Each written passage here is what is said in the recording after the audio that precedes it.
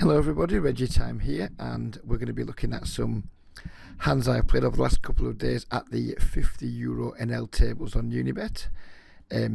As I said in a video, couple of videos back now I think it was, due to some changes in my personal circumstances at the moment, I'm not making any like super low stakes videos, and I'm not going to be making as many videos. This is because I'm going to be playing more like upper micro stakes games. Regular tables aren't great for live play videos, and yeah, we just need to be making poker pay a little bit more over the next few weeks, maybe up till Christmas time. So I'm going to be playing higher and producing less videos, but I'm still going to try and produce some, and this is one of those. So we're going to just get into the hands. Oh, by the way, if you do like the format of the videos, if you'd like to see more of this type of videos, please do hit the like button. I'm still trying to get to 1,000 subscribers by Christmas. Might not be as easy now, I'm not making as many videos, but if you haven't yet subscribed, please do. And if you've got any friends who you think might enjoy the channel, please share the videos with them so they can come along and subscribe. So yeah, that's all the shite out of the way. Let's crack on with the hands. This first time was one I played recently, so I remember this one quite well. Some of the later ones I don't remember too well. It's King 8 blind versus blind. It's not much of a hand to look at. New Old Reg had been opening close to 100% of blind at this point, playing three-handed. He's at multiple tables. I suspect he probably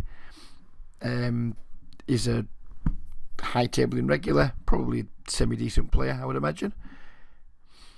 And he opens a 150. I think we have all three options open here. I don't like 3-betting very much. Some of you guys might. I don't like it too much. It doesn't have, my hand doesn't have that much playability post flop.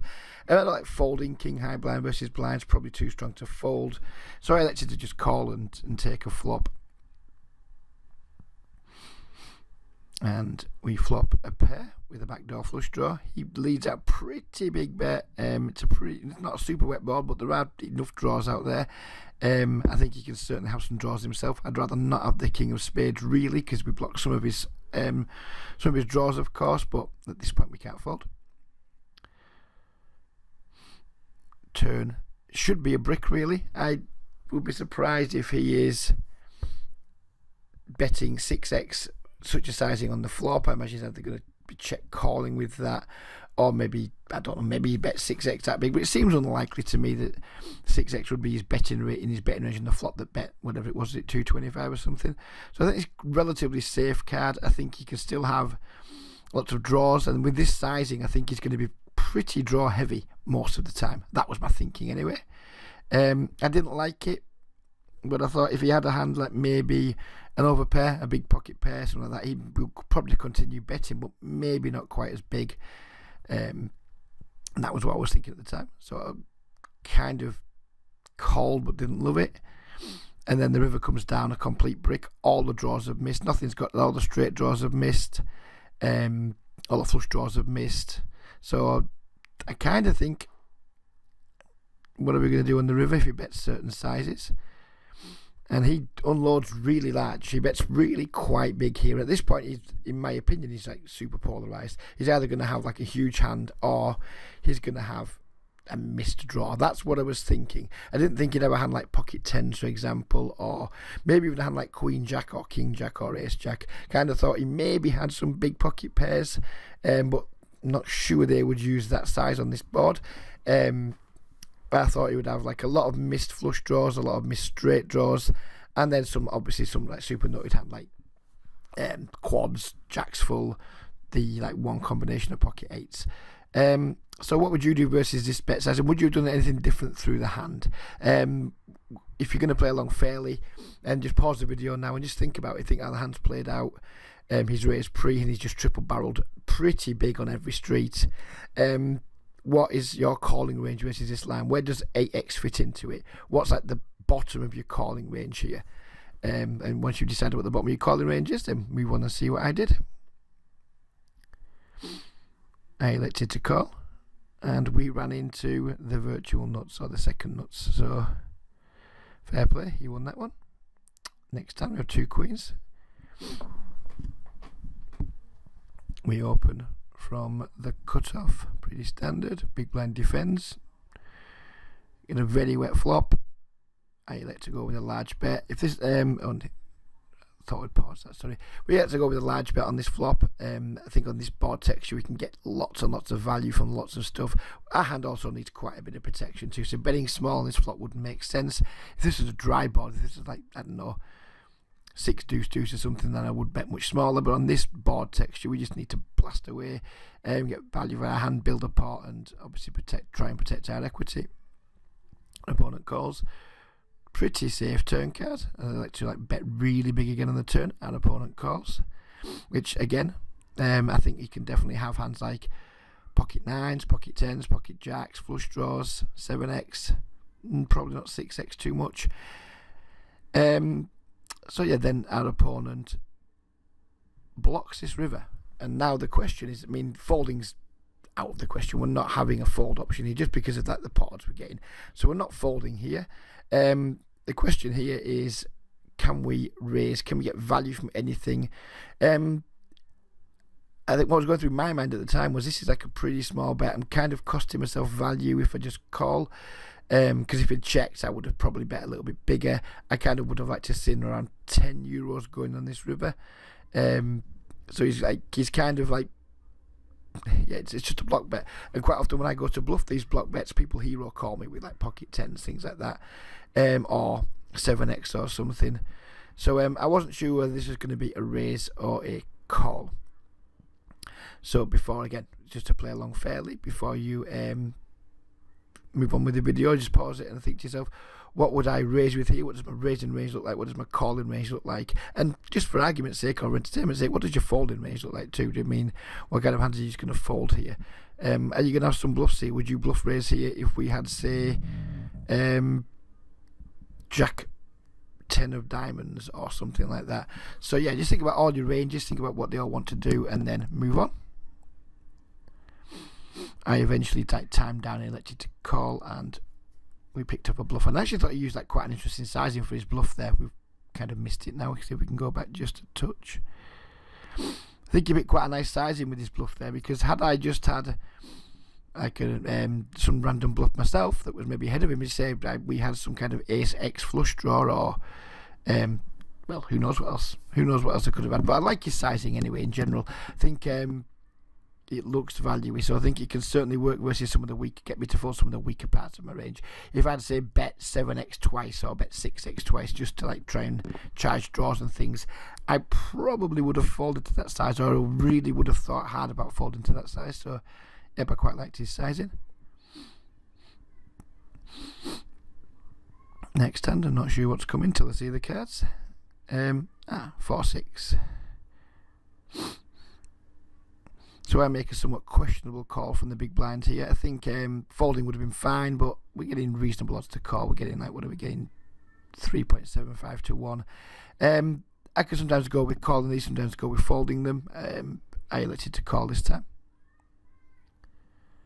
I think folding, if you're a struggling microstakes player, who typically people are who are watching my videos, I would recommend folding this. If you're like playing 5-0 or 10-0 Zoom and things, and you don't have a particularly good winner, and your post-flop game isn't really where you want it to be, I would recommend folding this hand.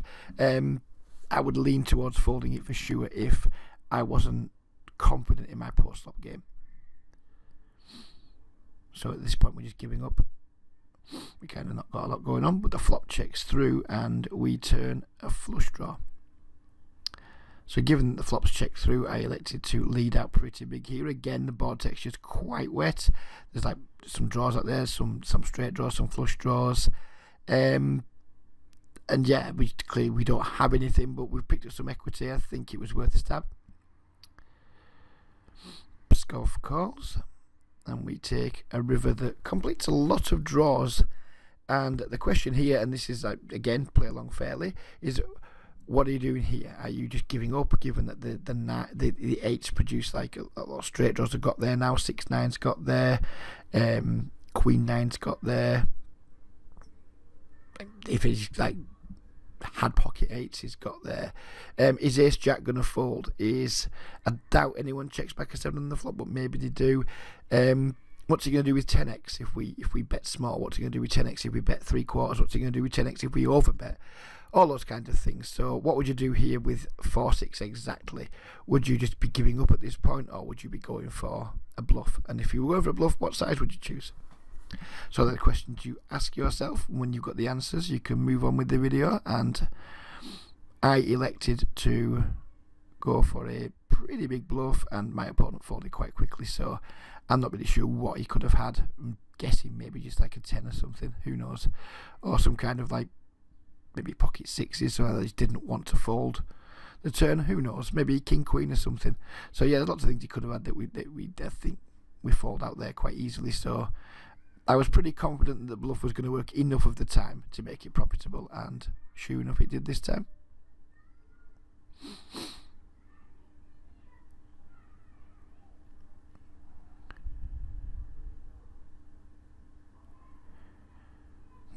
Don't think I remember this one. Yes, I do. So we obviously raise pocket eights, 3x under the gun. We pick up 3 callers, and we get a relatively dry flop. I think it's going to check to us. And in like Doug Polk world, in post-flop engine world, this is like a slam dunk category 2 hand. But I think the problem is if we check and Tholex bets, it's going to be hard for us. We're just going to end up folding at some point, kind of giving up on the hand. It's going to be really hard to like check call down multiple streets if he bets. And given that Puskov and Eric Loffey have both checked, if we bet here and we get through Tholex, I think there's a good chance we get through both and just take the pot down. If we get through all 3, take the pot down, which I think is a fine result. And because it's a dry board, we don't have to bet very big. So I did elect to just bet here, just to kind of just pick up any dead money that's out there, deny equity to anyone who sat there with like a queen jack, king queen, ace jack, all those types of hands. So I did bet. Tholex folded, Puskov called, and Eric folded. Turn comes down an ace, and at this point I'm just kind of not really of a mind to go nuts. If he's got a 10, maybe we can get him off it, but we can probably get him off that on the river if it checks through. I didn't want to go nuts here just in case he was like slow playing a big hand, so I elected to check back when he checked to me, and the river came down a 4, and my opponent checks again. And at this point I was very confident he had something like 10x, pocket 9s, 10x, maybe pocket 7s, something like that, but I didn't think my hand was good a lot of the time. I thought a lot of the time we're just going to lose here to 10x, maybe some like, well, I don't know what, but it just felt to me like I didn't quite have enough showdown value, so I elected to turn my pocket 8s into a bluff here. But before we look at what happens in the hand, what would you do here with 2-8? Would you just give up and check down? Do you think you've got enough showdown value where you can just win the pot? If you are going to bluff, what parts of his range are you trying to make him bluff? Can we conceivably get him off an ace, even if he just like randomly floated the flop like an ace jack or something? Could we get him off an ace here with a large bet? So that's what I guess we're going to be talking about and thinking about.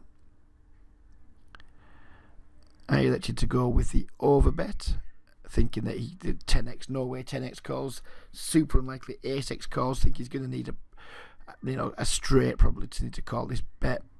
Couldn't see what 2 pairs he had. Didn't think he could really have a set given how the hands played. An opponent called. Unfortunately, he did have a set. That's poker, folks, sometimes. I like his play, to be fair. Think he probably can't lead the river. His hand is just a bluff catcher. Yeah, no objection to how he played the hand. I think he could maybe raise the flop. When I see bet multi-way on the dry board, usually I'm going to have better than pocket 8s. So I think he could check raise for value, but yeah, I think he's played the hand just fine. And I think I read the hand well in terms of we need to bet to win, but we weren't going to get him to fold a set, so there we go. Next hand. Queen 8 suited, a bit looser than my usual hands that I show in videos, but we open the Queen 8 suited from the cutoff. We get 3 bet from a fishy player in the button. I didn't know very much about him, to be honest, at the time of the hand. I hadn't really paid much attention to him, but his stack size suggested a fish, and his 3 bet sizing doesn't inspire me that he's going to be too much of a good player. We call. We flop pretty well. Check, and I think at the first point of call is, do we raise here or do we just call? I mean, obviously we're never folding, but the folding button has been removed at this juncture. It may come back on later streets, but right now it's been removed. So the question here is, do we call or do we fold? I think against a regular here, I might, do we call or do we raise? Sorry. Against a regular here, I think I'd be more inclined to raise. Because I think he's going to see bet this board with some of his bluffs, with it being ace high and what have you. Against someone who I think's a fish, I think I'm less inclined to raise. I think we're not going to get him off an ace very often, and I just feel like we're getting good odds to just try to see a turn card and probably not that much fold equity. If I thought I had more fold equity against a better player, I would definitely consider raising here, but not against his opponent. So I called. Turn was a brick. We check again, of course. Our opponent this time bets just under half pot, €7. At this point, I think our fold equity is incredibly limited. Again, it's a spot where I could consider check jamming against someone who I thought was capable of folding. I don't think this guy's going to be capable of folding at this point, so it's just a matter of, do we call or do we fold? Do we have enough odds to call? Do we have enough implied odds to call? So our direct odds, we're getting like 3-1. So, you know, if I were like 8s and queens alive too, I think we're getting good direct odds to call. If they're not, then, you know, it means his hand's really strong and we're having good implied odds. So either way, I think calling was a good option here, which is what I did. And we smashed the river. And this is like the key question in the hand, I think. Up till now, I think it's been pretty standard. Question now is, now we've made our hand, do we just like jam the river to protect from him checking back with a hand like ace queen, ace jack, ace king that like hasn't improved? Or do we bet, check, and let him continue with any bluffs he might have? And yeah, you might want to stop and think about that for a moment before I give my explanation as to why I did what I did. So what would you do here? Would you lead? Would you, if you did lead, would you jam? Would you lead for say just €8, something like that, to make sure you got the call? Or would you check and let him bet again?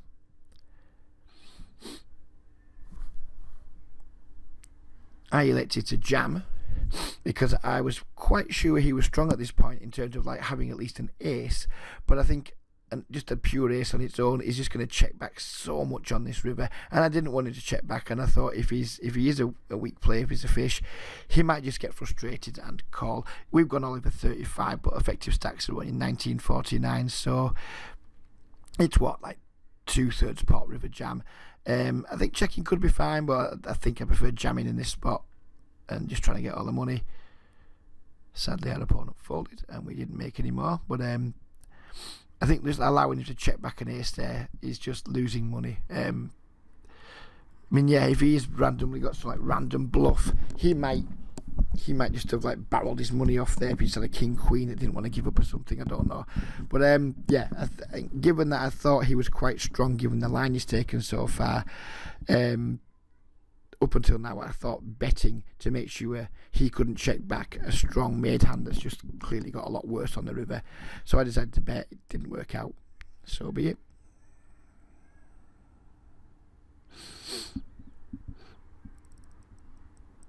I remember this one too. So first of all, here is standard 3-bet, yep. Which I think is obviously completely fine, totally standard.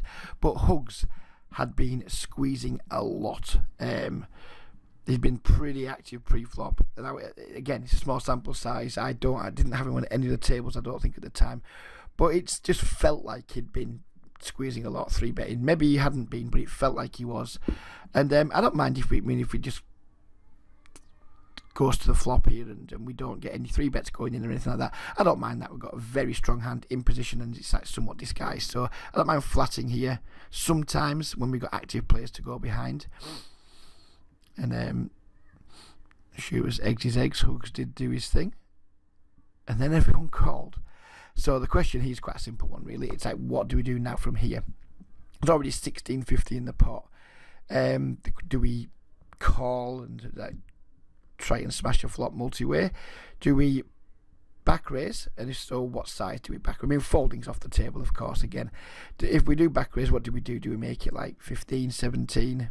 Do we make it all in? I think we've either got two options here of like sizes. We either make it something like 16, 17 euros, and then obviously we're going to be committed post-flop most of the time, or do we just jam now and just hopefully collect 16.50 in not dead money, but like, quite nice pick. When we go all in here, people are going to need, I would imagine, at least queens plus to call. Then we put ace king in a tough spot and what have you. So what do you want to do? Do you want to make a smaller raise to like 16 to 17 euros, or do you want to just jam? I decided there was enough money in the pot now to just jam. Hooks absolutely snapped. I thought, oops, we're in trouble here. And we weren't in trouble. Then we were in trouble. Then the disaster happened, and there you go. We just lose that pot no matter what happens, I guess. But yep, I think the pre-flop spot of, do we back raise shove? Do we make it smaller? Should we just 3-bet pre-flop anyway and not try and trap people behind with squeezes? All those things, I think it was quite an interesting hand, even though it was just a boring all-in pre-flop in the end. I thought the way I played it made for some like reasonable talking points. Misses a hand from the day before, so I might not remember these hands anywhere near as well. We have 2 aces here. We 3-bet, of course. We get called by this player, and at the time he was at a couple of tables, seemed like a regular. That's what he seemed like at the time.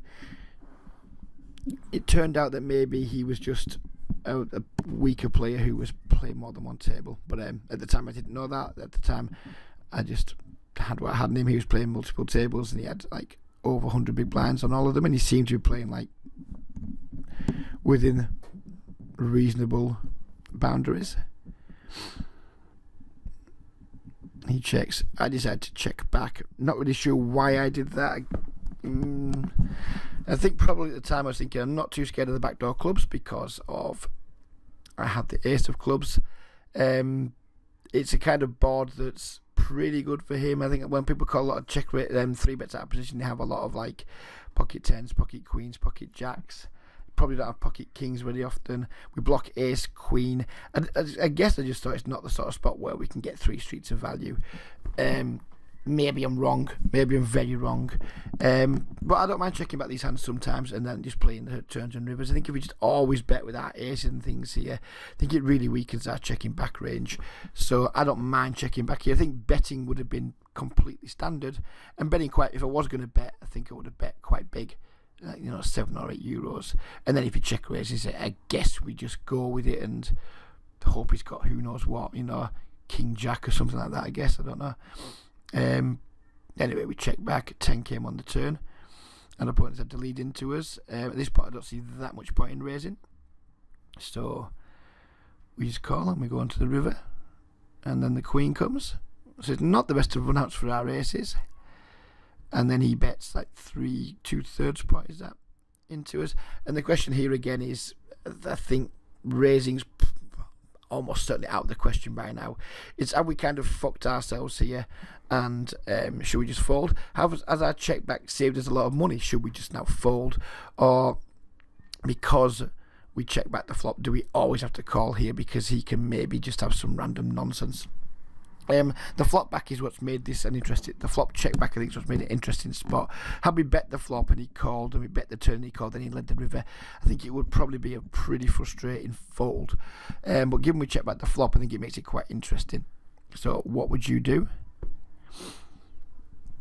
Because I'm a bit of a station in these spots, I obviously elected to call. My opponent turned up with a counterfeited pocket fours, which turned out pretty nicely for us.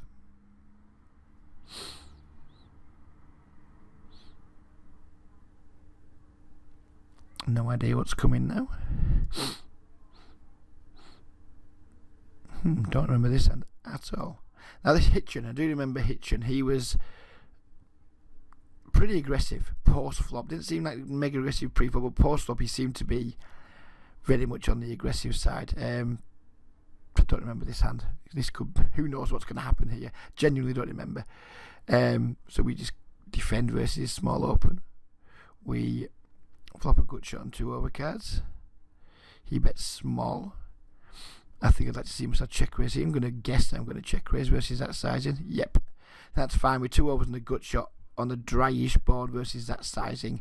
I think he's just going to fold a ton of the time here, so I think this is completely fine, this check raise. I can remember the hand now, but I don't remember if I won or lost it. Genuinely don't remember this hand. What do we do now then? We've got ourselves in a bit of a pickle, because now we're getting reasonable odds to like spike at the nuts and hopefully win a big pot versus the kind of hand he's representing. Because at this point, when he like clicks back this flop or whatever he's done to it, like makes a small 3-bet on this flop, he's kind of saying I've got at least aces, kings, more likely going to have a set 2-pair, that type of thing. So I think we definitely have like odds to draw here, and we're not getting direct odds, but I think folding when we've got like a draw to the nuts is going to be a little bit weak.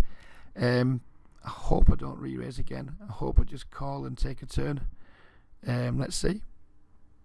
I did just call. Turn brick. At this point, I think I'm probably fine with us just giving up, of course. It's just check folding. No idea what to do. An opponent checks back. And then a 6 on the river. And again, I genuinely... this is like watching this hand with a fresh pair of eyes.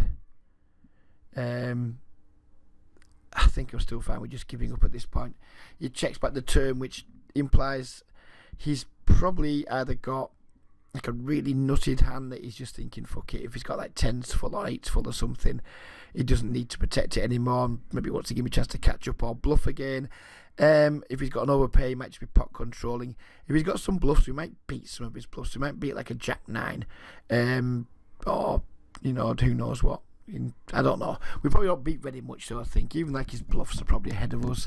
I think the question is, do we now bet to try and make him fold?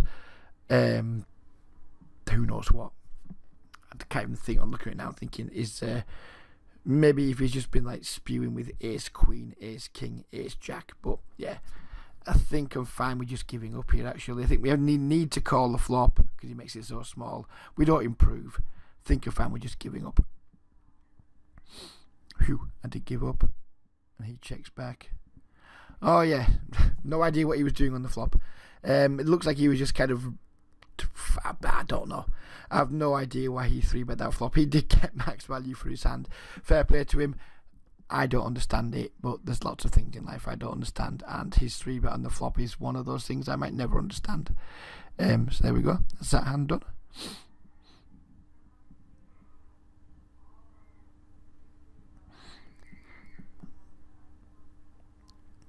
This hand is not sticking out to me either. We 3-bet the 10 now from the small blind, which is completely fine, and we get the smallest of cold 4-bet, or not the smallest, but a small cold 4-bet. So we're going to end the video, I think, on like an interesting hand by the looks of things. So we faced a very small cold 4-bet here. We're getting, what odds are we getting to call 6? We're getting 3-1 on a call pre-flop. I think just folding here would be fine. I don't remember if I had a read on boneless H at the time. I certainly don't recall. If I did have one at the time, it's not immediately apparent to me now. But we're getting like, we need that 25% raw equity. We're not going to realise all of that equity, I guess, most of the time. Looking at it again now, I think I prefer just folding, but I'm going to guess that I don't just fold given that it's made the video. I did make the call, and we do not flop that well. We flop a gut shot, 2 over cards. We check. He bets 11. I remember the hand now. I mean, this just looks like a really easy fold. I don't think there's any real reason to get massively out of line here. Yeah, I think this should just be a fold in hindsight, I think. Unless I had a read on him, and like I say, reads are not flooding back to me about boneless HR. I mean, we have 2 overs in the gut shot. If he's got what he's repping, our overs are fucking worthless. I don't know. I remember what I did now. I'm going to presume I did it because I thought he was c-betting too much. So I did just jam it in his face, and he folded. So I'm guessing, I must have thought he was like way out of line. For me to call pre-flop with 10-9 suited and then check jam that flop, I'm presuming I must have thought the bonus was way, way, way out of line. Which is why I've made the play. I think, all in all, I think it's fancy play not in the extreme. I think it's needless. I don't think we need to do it. It's fun when it works. It's infuriating when you just run into aces and you don't get there and you just feel like you punted the fucking stack off. I think this is a bit of a punt, to be fair. Not in love with it, but again, all I've done is like record the replays of any hands that I thought were interesting, and I've been completely honest with them all. Some of, I haven't like just edited the ones and brought the ones that have won. Or just any hand that I've decided that's interesting, that can be looked at, that can go in a video. I've brought them all. This is the last one. I think it's been a fun one. I think I've probably spewed a bit. Who gives a shit? Hope you've all enjoyed it. Let me know what you think. Hit the like button if you enjoyed it. And we'll be back soon with another video. Goodbye for now.